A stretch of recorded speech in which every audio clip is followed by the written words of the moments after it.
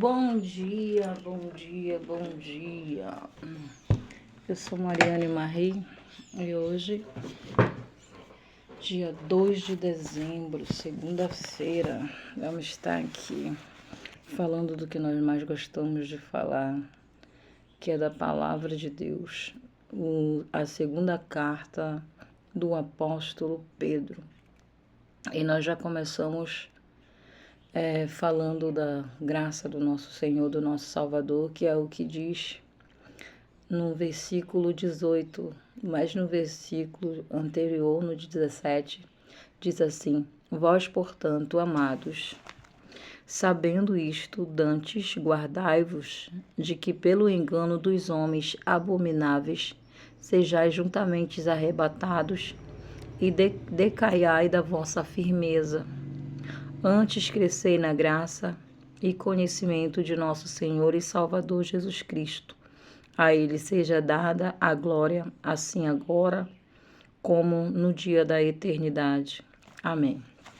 A importância dessa carta do apóstolo Pedro é que essa carta era uma carta de despedida, uma carta a qual ele começa falando que o Espírito de Deus, aquele qual o chamou,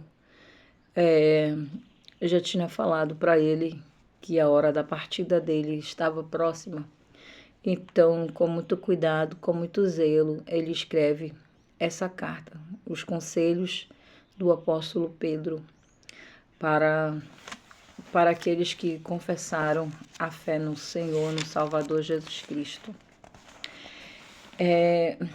Ele fala do Deus que o chamou e a gente pode dar uma passadinha rapidinho nisso, porque Pedro era um pescador, ele vinha fazendo assim como um negócio de família e de repente aparece um jovem de Nazaré e o chama para o segui-lo.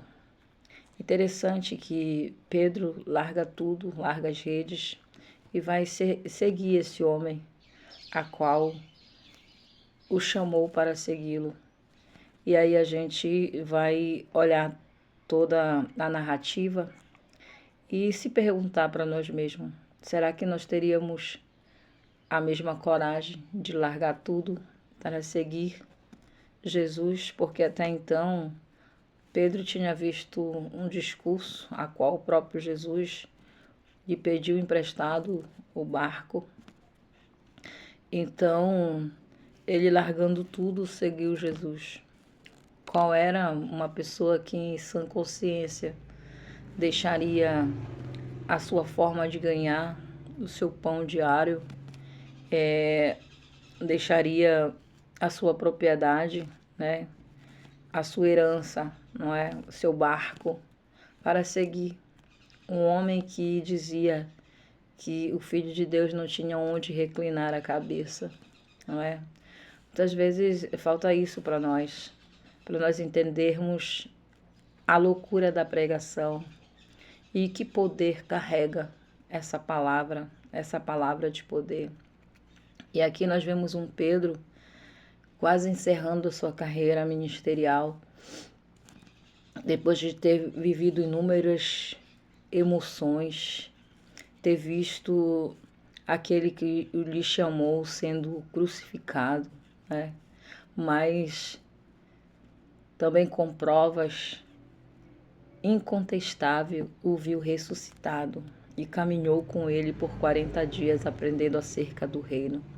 Esse mesmo Pedro diz nos últimos capítulos finais da sua carta: crescei na graça e no conhecimento. E o conhecimento que ele fala aqui é do nosso Senhor e Salvador Jesus Cristo, a pedra de esquina rejeitada pelos edificadores, mas que veio ser posta como a pedra angular, a pedra principal para toda a edificação. E Pedro fala aqui que da preocupação para que os fiéis crescessem nessa graça, nessa vivência dessa graça, né, para que tivessem conhecimento. Porque somente a gente recebendo a graça do nosso Senhor, do nosso Salvador, é que nós vamos poder crescer no conhecimento, na graça e na sabedoria de Deus. Porque Jesus disse que Ele era o caminho, Ele era a verdade, Ele era a vida. E Ele foi enfático também em dizer, negue-se a si mesmo, é se largar e se abandonar de tudo aquilo que nos separa do Senhor. Ele disse, nega-se a si mesmo, tome a sua cruz e siga-me. Aprendei comigo que sou manso e que sou humilde e encontrareis descanso para as vossas almas. Então, com o estudo do Senhor, nós vamos aprendendo a não ser ansiosos pelo dia de amanhã, porque cada dia carrega o seu mal. Então, o ensino do Senhor, ele é realmente e sempre foi uma ameaça para os poderes mundanos, porque os poderes do mundo, os reinos que vieram ser abalados, eles sempre estão te instigando, assim vai descer, a buscar coisas para preencher tua vida. E aqui no conhecimento do Senhor, ele diz da graça gratuita, ele fala de uma vida abundante. E aqui Pedro está falando para as pessoas, para elas terem cuidado, para elas buscarem a santidade de Deus, que é a bondade no espírito humano, olhando para as virtudes do Cordeiro Eterno, como ele se manifestou, como ele andou, como ele caminhou. Então, ele fala aqui nessa carta, Pedro fala para que as pessoas busquem diligentemente por essa virtude, as virtudes do Cordeiro.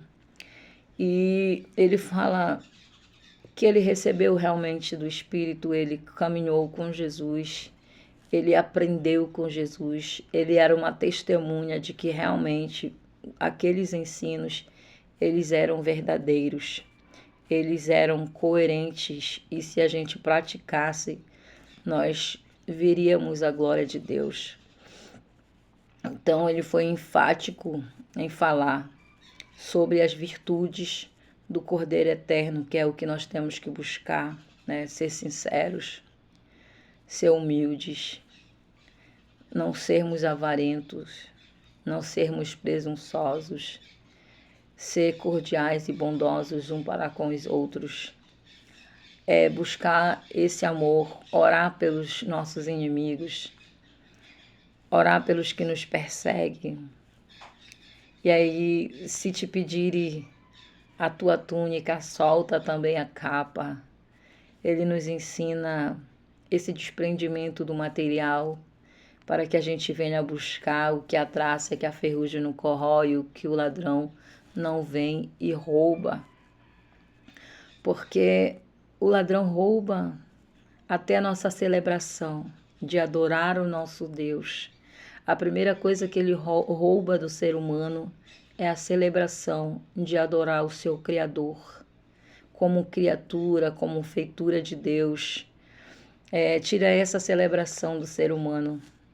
Tem pessoas que sentem muito mais prazer em assistir um jogo de futebol do que de estar na presença de Deus para adorá-lo, engrandecê-lo e agradecer a Ele pela dádiva, por cada dia, por cada amanhecer, pela saúde da família, pela prosperidade nas finanças, por ir bem, por estar respirando, muitas vezes sem aparelho.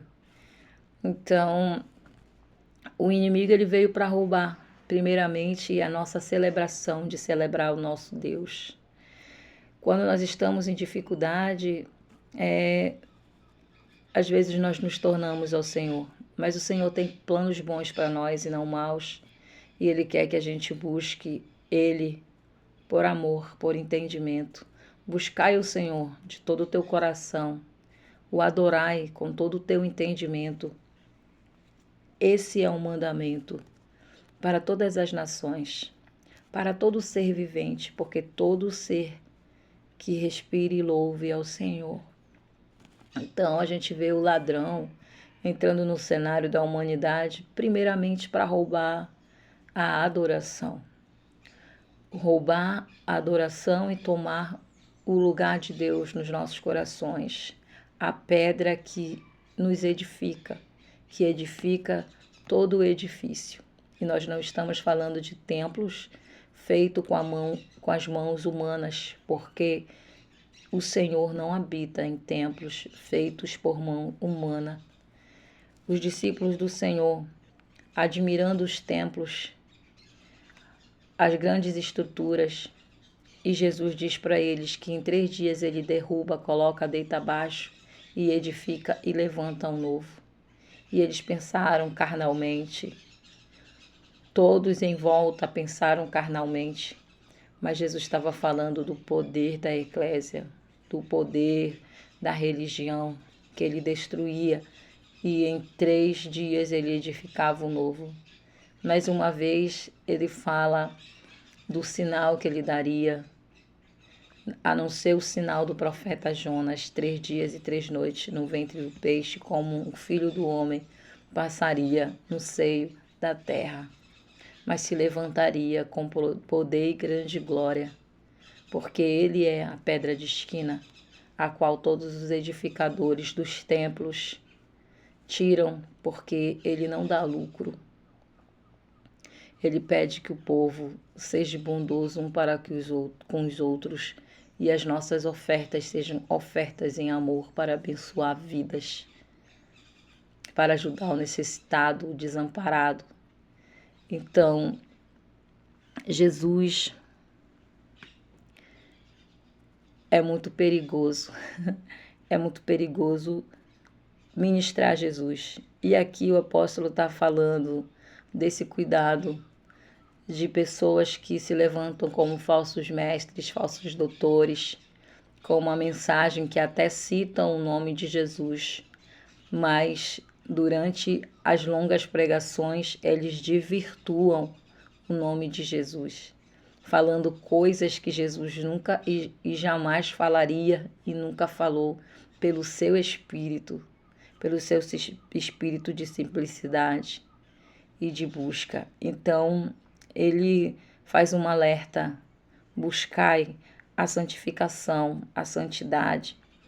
Mas ele diz: crescei nessa graça e no conhecimento, porque nós só vamos crescer nessa graça se nós confessarmos o nome daquele que nos agraciou para entrarmos nesse novo e vivo caminho, que é o nosso Senhor e Salvador Jesus Cristo, pegando as nossas cargas, nossas bagagens, pegando a nossa cruz e seguindo Ele. Seguindo Ele, nós vamos ter o conhecimento, e ainda que com as nossas fraquezas, a sua graça nos basta. Na nossa fraqueza, a sua graça nos basta e o seu poder vem nos aperfeiçoar, para que nós possamos ser entregues como uma noiva irrepreensível. Então, as palavras que eu gostaria de te deixar nessa manhã é que você busque a presença do Senhor e cresça na graça e no conhecimento, para que você não seja achado com aqueles que decaíram da fé e foram arrebatados, sabe? E foram arrebatados. Mas não, você permaneça firme, buscando a presença de Deus, porque certamente Ele voltará. Ele voltará com os seus galardões e Ele dará a cada um segundo as suas obras.